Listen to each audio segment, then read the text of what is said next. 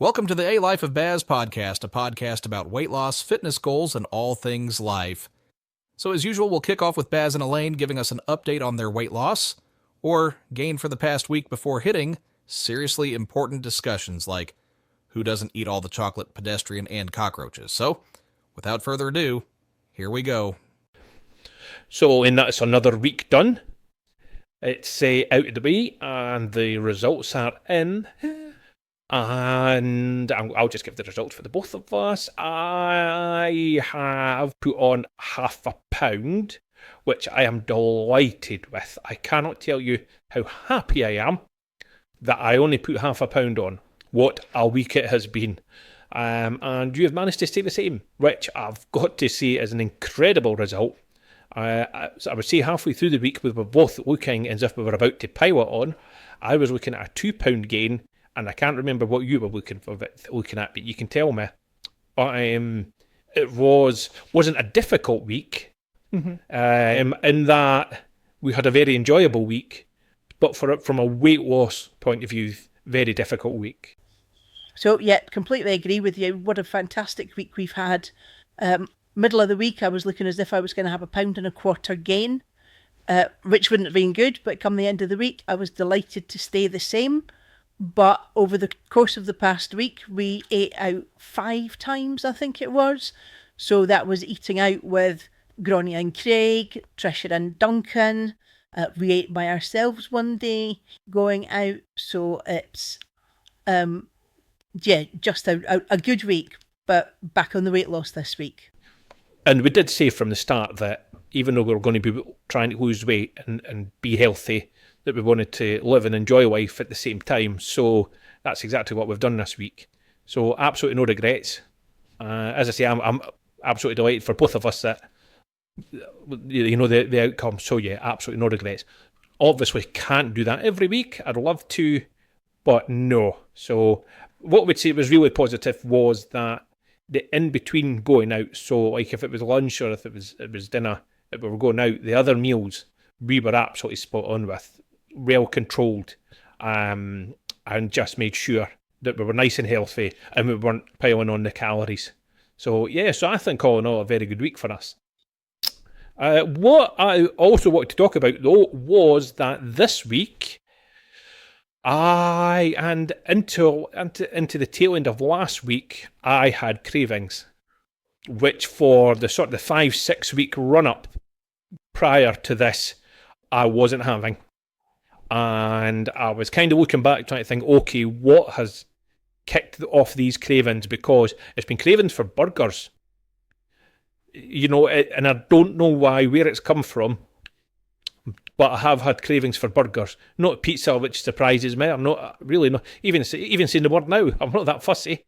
I would thank you for a pizza just now, but burgers,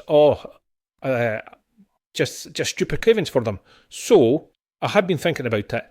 Now I know that my protein, I dropped my protein ever so slightly, not on purpose, it's just the way that it worked out, and I thought it was maybe that. So I upped the protein again, but they remained.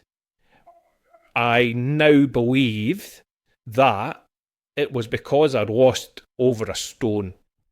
I think that the cravings are, which we know happens, is basically my body panicking and telling my brain, we're panicking, we're in trouble here, he needs to get that fat back on.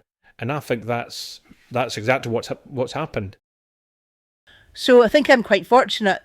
Slightly different to you. I've not had the cravings, but I have wanted a little bit of chocolate. Now, because I can be quite disciplined with chocolate, I have wanted a little bit of chocolate and then I put it back in the fridge. So I know that drives you absolutely crazy. However, I've made the most of having that little piece and calorie counting it, making sure that everything's all in place. But I've also increased the amount of protein that I've had with having a protein yogurt. And protein jellies. Can't go wrong with my protein jelly.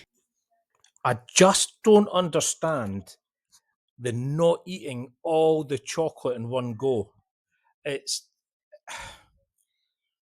You're an animal. It's just how I don't have the words for people like you that can go open a packet of chocolate, take a bite, and then put the rest away and leave it. And you can leave it for days, weeks, months. And it drives me crazy because it's not mine. So while it's sitting there, I will not touch it. But all I can do is look at it and think, well, I'm going to have my own. And it's just, that's just not fair. So, but anyway, as I say, you're an absolute animal. I want to give a quick update on my buttock. So, there's times where I think my piriformis itself is absolutely fine, and it's actually another muscle that's causing the issue. But I went for a massage yesterday, and no, it's definitely my piriformis. So I gaily went in there and said to him, I actually think my piriformis is better. I think it's, and I said to him, I think it's my rector spinny. Check me out. A former qualified massage therapist myself. Thank you very much. I said to him, I think my piriformis is okay now. And he'd be like, oh, okay, in the Spanish kind of way. Yeah, okay, whatever. And he's got me on the table and he has touched my piriformis. And my God, it twanged like a highly tightened guitar. He could have, honest to God, if he had wanted to, he could have got a tune out of me. Oh my God, it hurt. But that wasn't the worst of it. So I also mentioned to him that because I've been having problems with my calves and I'm still very dainty on them, being very careful because they just feel as if they're going to ping at any moment when I'm walking. So I did mention to him that they were a bit sore. So he's gone down my left one. My left calf is definitely the worst.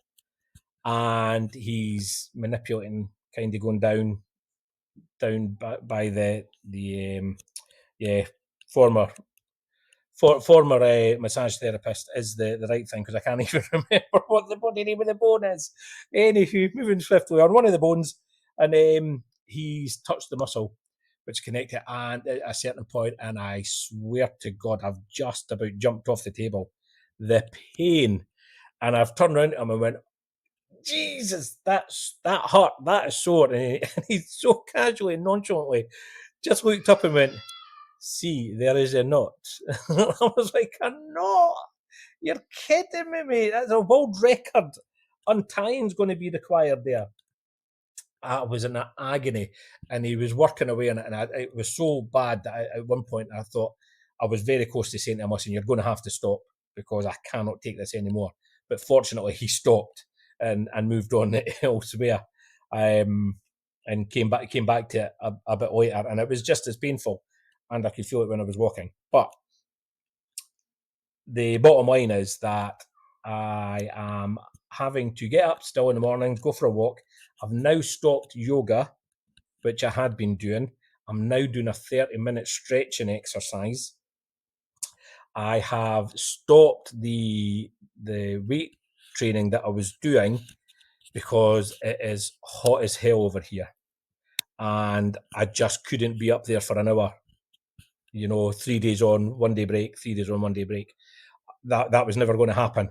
So I have cut that down to 2 days on, 1 day off, 2 days on, 2 days off. So Monday, Tuesday, I've got an A and B workout, 30 minutes only. I'm just doing compound lifts, just hitting all the muscle groups.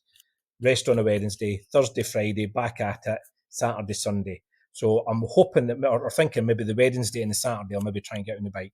We will see. I will have to get up early doors to do that because it is stupid hot over here. We got into the car the other day there and the car was showing 45 degrees.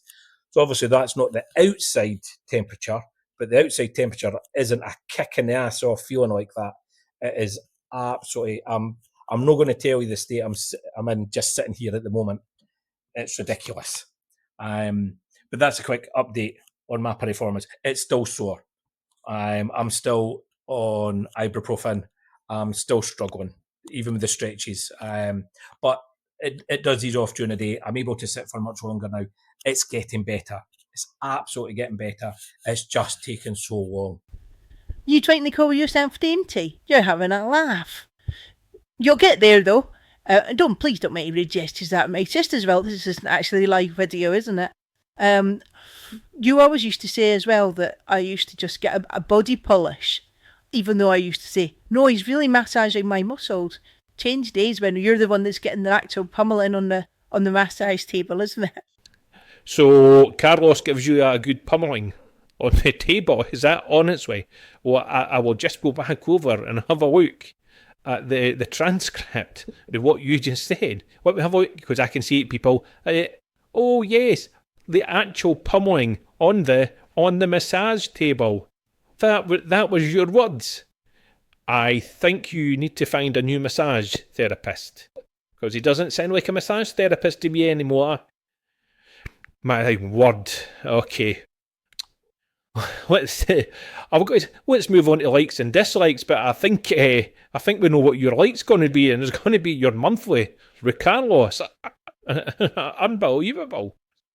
So I've actually got a couple, but I'll save one just in case I've not got enough for next week. One of them was going to be food related, but I'm going to speak to that because I think we should start doing a wee food blog as well. I think that would be quite interesting. But we'll maybe do that as a wee separate entity. So, unfortunately, last week was a dislike, and it was a bit of a rant. But I stand by it. People speaking on songs, and by the way, I've heard so many this week, and every single one I've been like, no, does not help at all. Not even the madness one step beyond, when the idiot chats at the beginning. No, stop it. Shut up. Move on. Let's go on to the song. Right, okay. For me, shut up. Move on. Get on with the song. Get on with the song. Get on with the podcast. Okay. So it is another dislike. I do have a like there, but as I say, I'm not gonna do it. It is a dislike. Now, in this time of year, it is very bad for it. It is people that don't understand the concept or the workings of a shared cycle walkway path. It absolutely staggers me. It staggers me. I find it staggering. The number of people have no idea how these things are supposed to work. Even just a common sense approach. And it's not cyclists. It's people walking. It's idiots walking.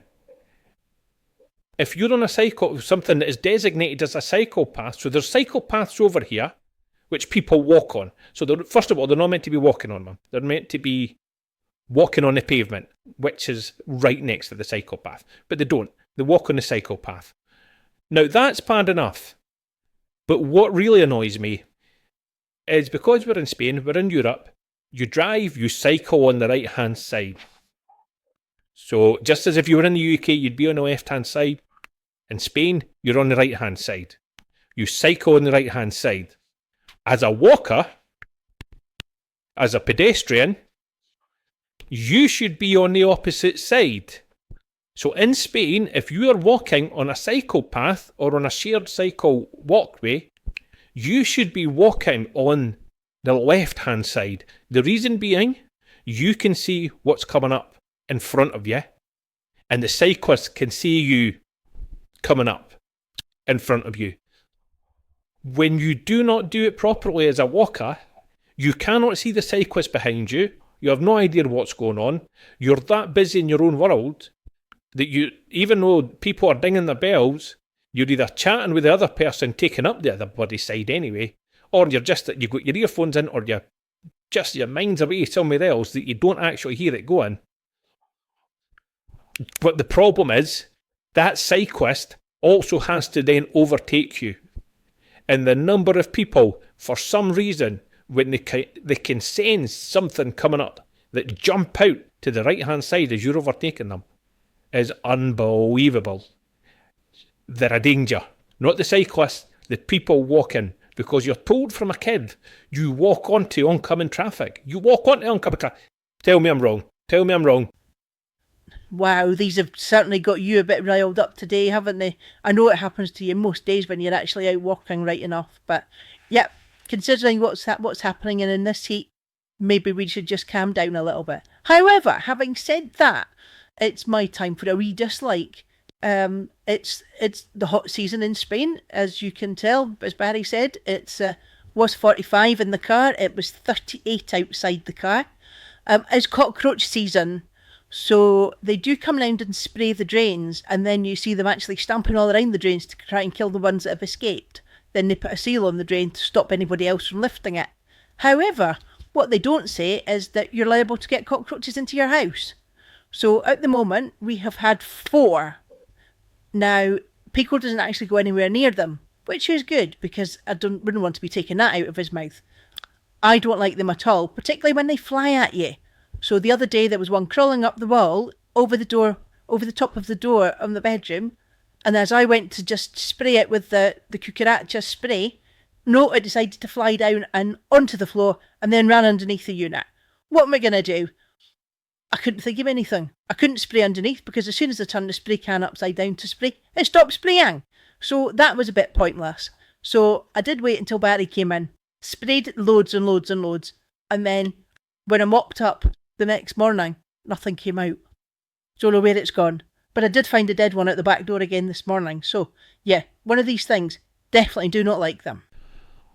Again, the way you word things. Basically, you said there that you couldn't see the cockroach. So you're kind of giving up on it.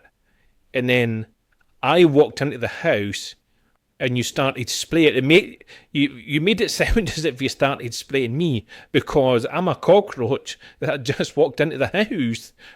People point it back and listen to it. This is what I live with.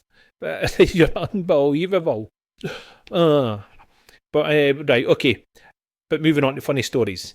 So, we've had a great time this weekend, as we've already said. So there's probably a few laugh-out moments that we could come up with. But I've got to say my favourite moment was actually being told a story by someone else. So there's a guy called Flash Harry. He's a Freddie Mercury impersonator. And he's kind of pals with my pal Gronya. Now, Gronya's a bit of a singer herself. And she goes and watches with him and he says, they'll have a wee sing-song together. And he says, you're really good, you're a really good singer, we should do something together. And Gronya says, oh, that would be brilliant, I'd love to do that. And he says to her, can you do Barcelona? And what Gronya does is she goes into her bag, takes out her diary and says, aye, I think I can.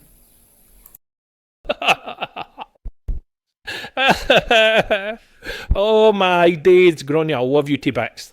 Honestly, I have been living off that all week.